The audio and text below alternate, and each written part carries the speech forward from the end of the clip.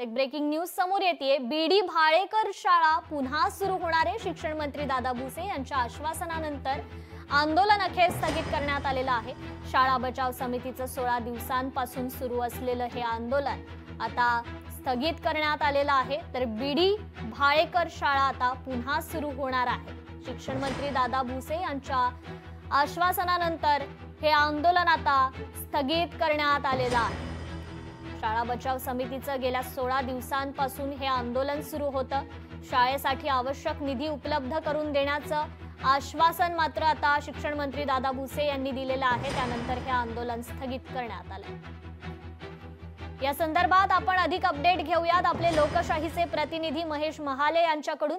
महेश, खरं तर शाळा बचाव समितीचं 16 दिवसांपासून आंदोलन सुरू होतं, परंतु आता शिक्षण मंत्र्यांनी आश्वासन दिलेलं आहे ही शाळा पुन्हा सुरू करण्याचं। काय या संदर्भातील अधिक अपडेट? अगदी खरं आहे कृपा। खरं तर गेल्या 16 दिवसांपासून बीडी भालेकर शाळेसमोर शाळेतील माजी विद्यार्थी असतील त्या शाळेमध्ये जे शिकलेले होते या शाळा बचाव समितीचे आंदोलन जे होते ते गेल्या 16 दिवसांपासून सुरू होतं। याचं कारण म्हणजे बीडी भालेकर शाळा पाडून त्या ठिकाणी नाशिक महानगरपालिका विश्रामगृह बांधणार होती आणि तसा घाट हा महापालिकेकडून घातला जात होता। आणि या सगळ्या संदर्भात खरं तर हे माजी विद्यार्थी आणि शाळा बचाव समितीचे कार्यकर्ते एकवटलेले होते। त्यांनी हे आंदोलन जे होतं ते उभारलेलं होतं आणि शाळा पाडून तिथे विश्रामगृह बांधू नये असं त्यांनी विरोध केलेला होता। शाळा पुन्हा जीवित करण्यासाठी तिची डागडुजी करावी, नवीन इमारत बांधावी जेणेकरून ती शाळा पुन्हा सुरू होईल यासाठी हे आंदोलन सुरू होतं।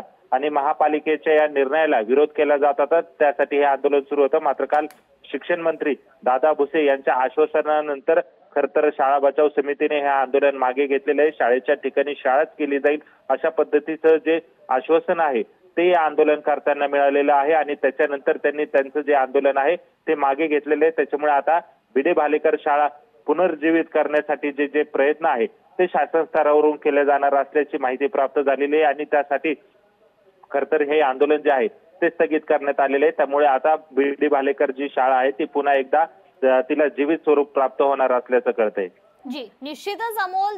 महेश, खरं तर माफ करा महेश, धन्यवाद तुम्ही दिलेल्या या सविस्तर अपडेट बद्दल। शाही मराठी ऐका, पहा, जागरूक रहा।